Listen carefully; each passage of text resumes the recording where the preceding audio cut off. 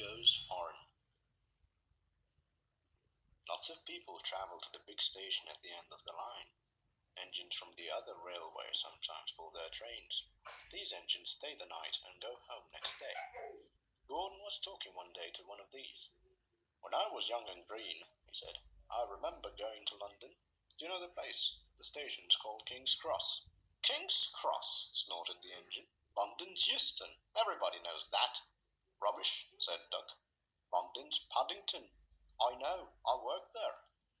They argued till they went to sleep. They argued when they woke up. They were still arguing when the other engine went away.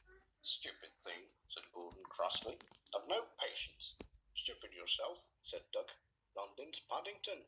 Paddington, you hear?" "Stop arguing," James broke in. "You make me tired." "You're both agreed about something anyway." "What's that?" "London's not Euston," laughed James. "Now shut up." Gordon rolled away, still grumbling. "I'm sure it's King's Cross. I'll go and prove it." But that was easier said than done. London lay beyond the big station at the other end of the line. Gordon had to stop there. Another engine then took his train. "If I didn't stop," he thought, "I could go to London." One day he ran right through the station. Another time he tried to start before the fireman could uncouple the coaches. He tried all sorts of tricks, but it was no good. His driver checked him every time. "Oh dear," he thought sadly, "I'll never get there." One day he pulled the express to the station as usual. His fireman uncoupled the coaches, and he ran onto his siding to wait till it was time to go home.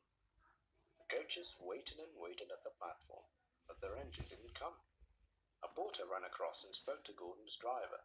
"The inspector's on the platform. He wants to see you." The driver climbed down from the cab and walked over to the station. He came back in a few minutes, looking excited.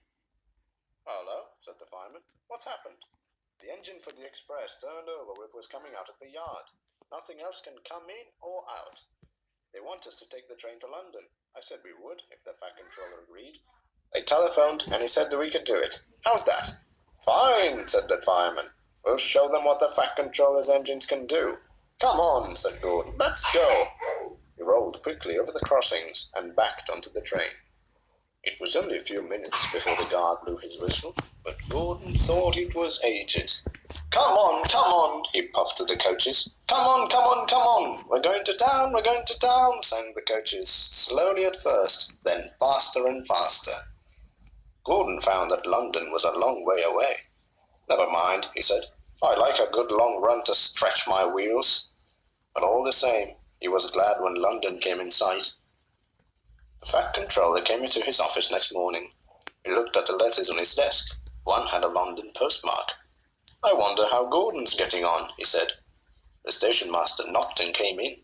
He looked excited. "Excuse me, sir. Have you seen the news?" "Not yet. Why?" "Just look at this, sir." The Fat Controller took the newspaper. "Good gracious me," he said. "There's Gordon. Headlines too. Famous engine at London station. Police call to control crowds." The Fat Controller read on, absorbed. Gordon returned next day. The Fat Controller spoke to his driver and fireman. "I see you had a good welcome in London." "We certainly did, sir.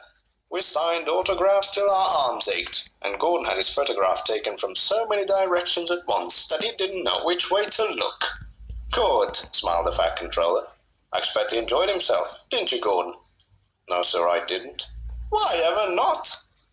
"London's all wrong," answered Gordon sadly. "They've changed it. It isn't King's Cross anymore. It's St. Pancras."